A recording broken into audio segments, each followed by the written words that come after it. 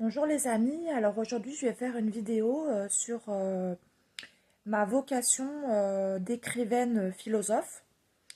Donc ces derniers temps j'ai fait beaucoup de vidéos sur notamment l'histoire de l'art avec Francis Bacon, des réflexions théologiques sur la vie conjugale entre deux personnes.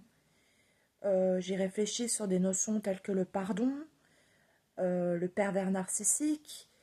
Je dirais que mes réflexions sont à la croisée de plusieurs champs épistémologiques. Donc, comme je le rappelle, j'ai une formation philosophique, une licence de philosophie à l'Université catholique de Paris, reconnue par Poitiers, donc une licence officielle d'État, mais dans un institut catholique.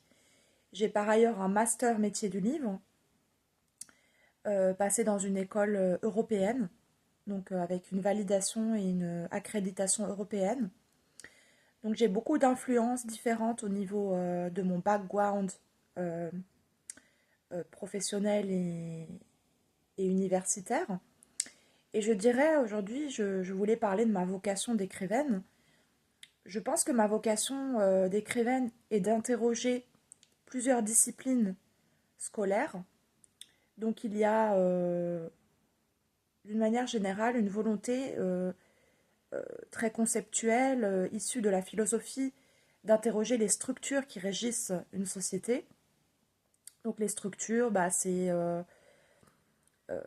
dans un héritage très foucaldien, un héritage issu de la pensée de Michel Foucault. C'est le but d'analyser notre société dans le but de se rapprocher de ce que doit être l'histoire de l'art, d'une part, que j'interroge dans mes livres, et d'autre part, ce que doit être un homme, la place de l'homme dans la société. Donc en fait, dans mes livres, j'interroge deux choses. J'interroge, ou trois, plutôt trois choses, on va dire. J'interroge, d'une part, j'interroge les œuvres d'art, donc surtout l'art moderne. J'interroge d'autre part la fonction de l'homme dans la société, qu'il soit par exemple marié dans une situation conjugale traditionnelle ou alors qu'il vive le célibat. J'interroge d'autres structures comme la politique, le but, selon Aristote, ultime de la philosophie étant la participation citoyenne et politique. Et j'interroge aussi bien sûr la religion, car je me considère comme catholique depuis de nombreuses années.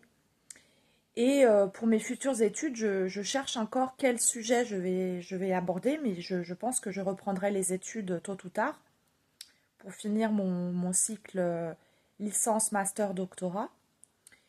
Et j'aimerais en fait peut-être faire des études multidisciplinaires qui interrogent à la fois la psychanalyse, l'anthropologie, l'histoire de l'art et la religion. Parce que je suis quelqu'un de très très curieuse et j'adore questionner en fait les fondements d'une société.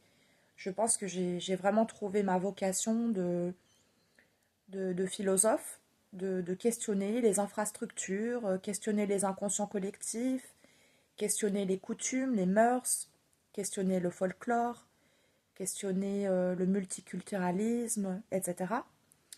Et donc, je pense un jour reprendre les études universitaires quand la situation sera propice à cela.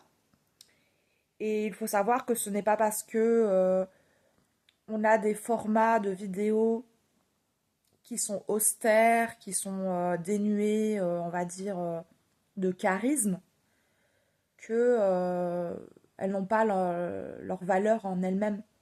Je pense qu'on vit dans une société où en fait l'emballage publicitaire est plus importante que le fond. Eh bien, c'est exactement l'inverse qu'on m'a enseigné à l'université, c'est-à-dire on m'a toujours enseigné que c'est le fond, les idées qui sont plus importantes que la forme. Donc j'imagine que le format de mes vidéos n'est pas très attrayant, n'est pas très charismatique, n'est pas très vendeur, mais ce n'est pas le but. Le but de la science n'est pas de flatter, le but de la science n'est pas de présenter des paquets cadeaux idéologiques agréables à entendre. Il cherche au contraire à fournir des discours intéressants, des discours profonds avec des réflexions universitaires, des notes en bas de page, des séances répétées à la bibliothèque, etc.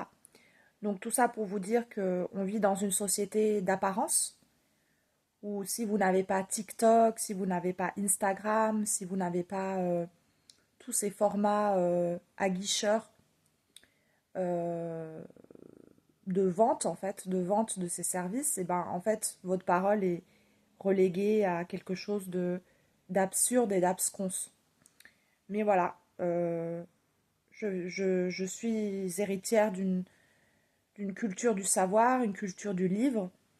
Et dans la culture du livre, eh bien, c'est l'austérité qui règne. Donc on passe des heures et des heures à la bibliothèque pour parfois arriver à une conclusion en une phrase. Voilà. On fait parfois des pèlerinages, parfois on passe des heures dans des associations, on écrit des lettres, on est très seul, mais on est toujours en quête de vérité. Parce que le but de la philosophie, ce n'est pas flatter, comme disait Platon, comme disait Aristote, ce n'est pas flatter son prochain, ce qui est le langage des sophistes, les sophistes de la ville qui flattaient, qui utilisaient le langage de la rhétorique pour eh bien, convaincre un auditoire. Le but de la sophia, de la sagesse, c'est au contraire de parvenir à des choses pertinentes au niveau philosophique, rigoureuses, euh, avec des heures et des heures de réflexion. Donc voilà, j'assume totalement mon image sociale d'austérité, d'une image très austère, très rigide, mais c'est pas ce qu'on m'a demandé à l'université.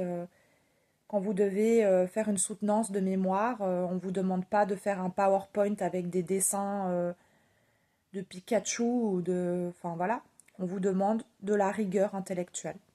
Et je pense que le format de mes vidéos, en cela, respecte une déontologie de rigueur intellectuelle. Voilà, je vous souhaite une bonne journée et à bientôt pour de futures lectures qui seront probablement des lectures transversales. À bientôt, au revoir.